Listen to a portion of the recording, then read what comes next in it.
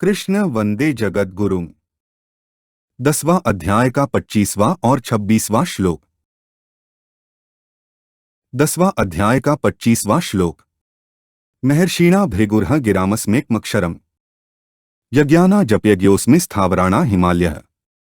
ऊपर कहे गए श्लोकों का अर्थ है, महर्षियों में भृगु और वाणियों शब्दों में एक अक्षर अर्थात प्रणव मैं हूँ। संपूर्ण यज्ञों में जपयज्ञ और स्थिर रहने वालों में हिमालय मैं हूँ। महर्षिणा भृगुर्हम का अर्थ है, भृगु, अत्रि, मरीचि आदि महर्षियों में भृगुजी बड़े भक्त, ज्ञानी और तेजस्वी हैं। इन्होंने ही ब्रह्मा, विष्णु और महेश इन तीनों की परीक्षा करके भगवान विष्णु को श्रेष्ठ सिद्ध किया था। भगवान विष्णु भी अपने वक्षस्थल पर इनके चरण चिन्ह को भृगुलता नाम से धारण किए रहते हैं, इसलिए भगवान ने इनको अपनी विभूति बताया है। गिरामस्मेकमक्षरम का अर्थ है, सबसे पहले 3 मात्रा वाला प्रणव प्रकट हुआ, फिर प्रणव से त्रिपदा गायत्री से वेद और वेदों से शास्त्र, पुराण आदि संपूर्ण वाङ्मय जगत प्रकट हुआ। अतः इन सब का कारण होने से और इन सब में श्रेष्ठ होने से भगवान ने एक अक्षर प्रणव को अपनी विभूति बताया है।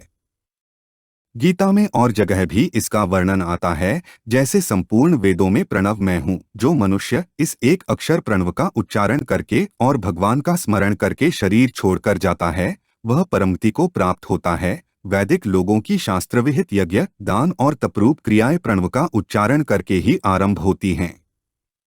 मंत्रों से जितने यज्ञ किए जाते हैं, उनमें अनेक वस्तु पदार्थों की, विधियों की आवश्यकता पड़ती है और उनको करने में कुछ न कुछ दोष आ ही जाता है। परंतु जपयज्ञ अर्थात भगवान नाम का जप करने में किसी पदार्थ या विधि की आवश्यकता नहीं पड़ती। इसको करने में दोष आना तो दूर रहा, प्रत्युत सभी दोष नष्ट हो जाते हैं। इसको करने में सभी स्वतंत्र हैं। भिन्न भिन्न संप्रदायों में भगवान के नामों में अंतर तो होता है, पर नाम जप से कल्याण होता है। इसको हिंदू, मुसलमान, बौद्ध, जैन आदि सभी मानते हैं। इसलिए भगवान ने जपयज्ञ को अपनी विभूति बताया है। स्थावराणा हिमालय का अर्थ है, स्थिर रहने वाले जितने भी पर्वत हैं, उन सब में हिमालय तपस्या का स्थल होने से महान पवित्र है और सबका अधिपति है।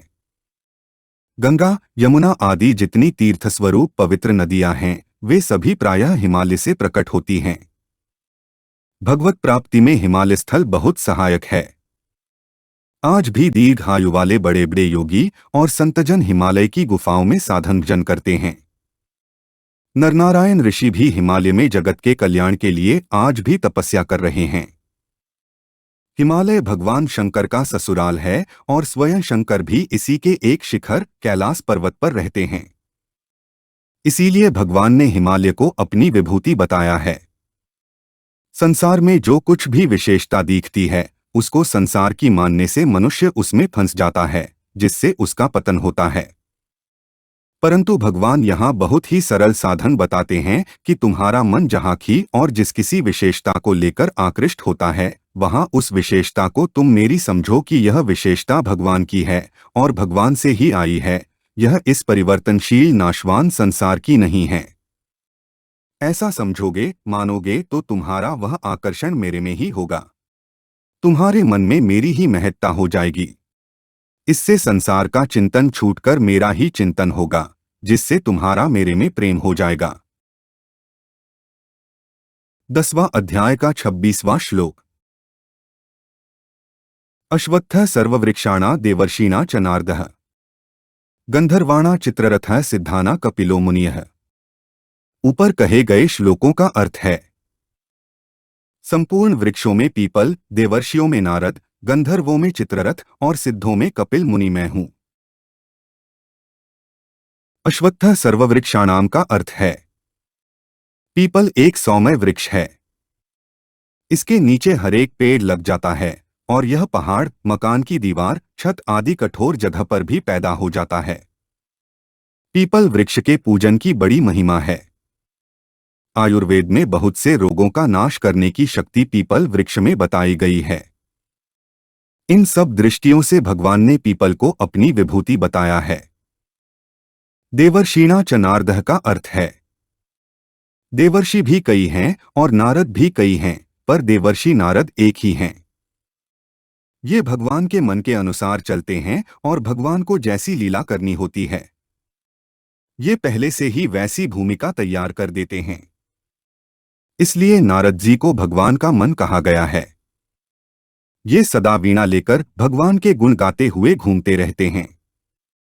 वाल्मीकि और व्यास जी को उपदेश देकर उनको रामायण और भागवत जैसे ग्रंथों के लेखन कार्य में प्रवृत्त कराने वाले भी नारद जी ही हैं।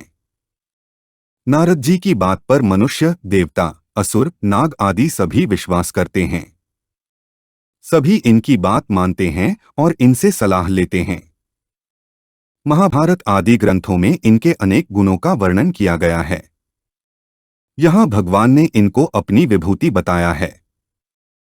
गंधर्वाणा चित्ररथ है का अर्थ है स्वर्ग के गायकों को गंधर्व कहते हैं और उन सभी गंधर्वों में चित्ररथ मुख्य हैं। अर्जुन के साथ इनकी मित्रता रही और इनसे ही अर्जुन ने गान विद्या सीखी थी। गान विद्या में अत्यंत निपुण और गंधर्वों में मुख्य होने से भगवान ने इनको अपनी विभूति बताया है। सिद्धाना कपिलो मुनिः का अर्थ है सिद्ध दो तरह के होते हैं, एक तो साधन करके सिद्ध बनते हैं और दूसरे जन्मजात सिद्ध होते हैं। कपिल जी जन्मजात सिद्ध हैं और इनको आदिसिद्ध कहा जाता है। ये करदम जी के यहाँ देवहूति के गर्भ से प्रकट हुए थे।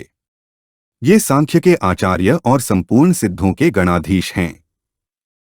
इसलिए भगवान ने इनको अपनी विभूति बताया है। इन सब विभूतियों में जो विलक्षणता प्रतीत होती है वह मूलतः तत्वतः भगवान की ही है।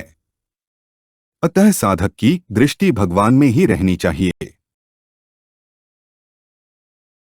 हमारे चैनल को सब्सक्राइब करें। अगर यह वीडियो आपको अच्छी लगी तो वीडियो को लाइक करें, वीडियो को अपने दोस्तों के साथ शेयर करें, अपने सुझाव हमें कमेंट करके बताएं। जय श्री कृष्णा।